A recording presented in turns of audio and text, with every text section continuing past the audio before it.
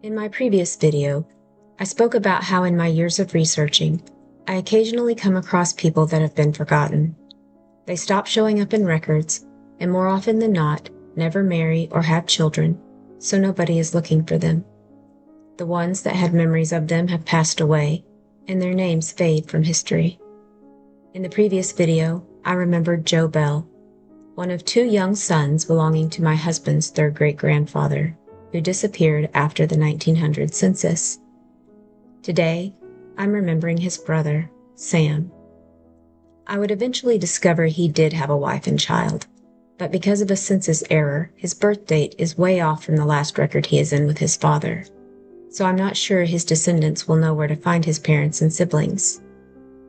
The way I found him all started when I was looking deeper into the school census records for my husband's grandmother. In 1933, it gave her address as 407 North River in Commerce, Oklahoma. I decided to search the local newspapers for that area for her address to see what would show up. I learned that in 1930, that house was renting for $10 a month and was a 5-room home, not to be mistaken for a 5-bedroom home. An article in the gossip section in 1937 revealed a different family is living in the home.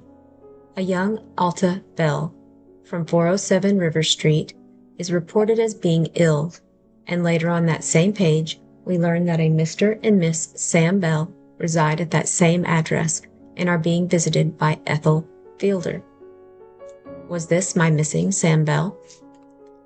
Before I found this article, I had only one other piece of information I had found years ago for Sam after the 1900 census. His older sister Serena had married Benjamin Lee Fielden, and they had moved from Texas County, Missouri, south down into Marion County, Arkansas, to a community known as Bruno, near Yellville.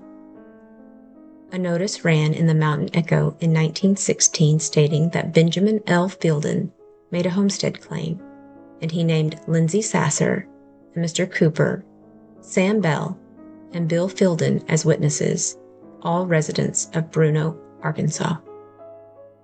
Now looking back at the snippet, telling us Sam lived at 407 North River Street and was being visited by Ethel Fielder, I realize this is a typo, because Ethel was Serena's son, Sam's nephew. It should have read Ethel Fielden, not Fielder. With new information, I now look for Sam Bell with a daughter named Alta, and I found him in 1930 living in North Miami, Ottawa County, Oklahoma, along with a wife named Ella. He rents their home and is a shoveler for the lead and zinc mines of the area that surround this part of Oklahoma, but is currently unemployed. But this census says Sam was 47, making his birth year 1883. My Sam Bell, according to the 1900 census, was born in 1891, a difference of 8 years. When I went back and rechecked the 1900 census, I found the error. According to that census, Sam Bell was born in the year 1891, and his age is listed as 18.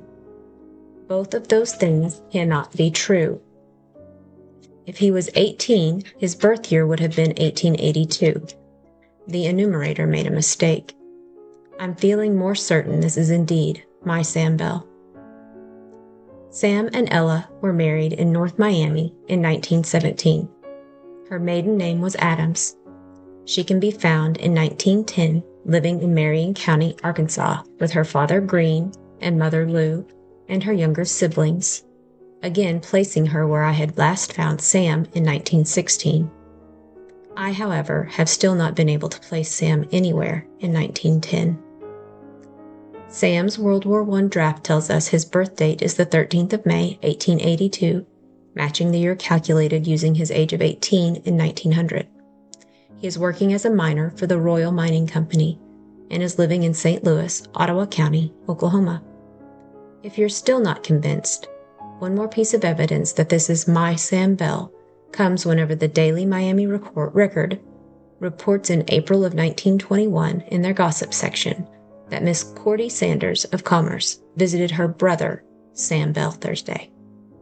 If you watched my video on Sam's brother Joe, you will remember that in the 1900 census, Their older married sister, Cordovia, along with her family, was enumerated in the same household with them.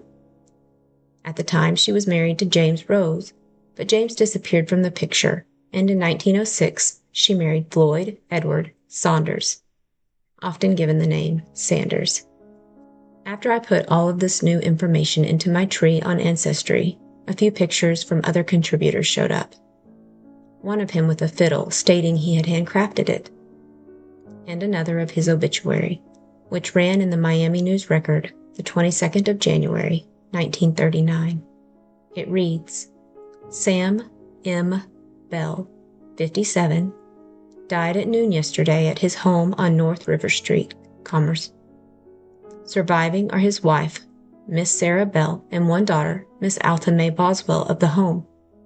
Funeral services will be held at 3:30 p.m. Monday at the Commerce Christian Church. The Reverend C.C. Cockram officiating. Burial will be in the GR Cemetery under the direction of Mitchelson Funeral Home.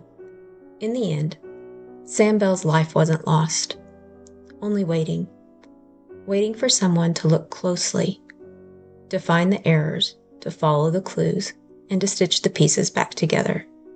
His story now returns to its rightful place in the Bell family history. This is the work of remembrance. This is how the forgotten become unforgotten. And Sam's story is not the last. In an upcoming video, I'll follow the trail of Joe and Sam's nephew, the son of their sister Eliza, whose life also deserves to be brought back into the light.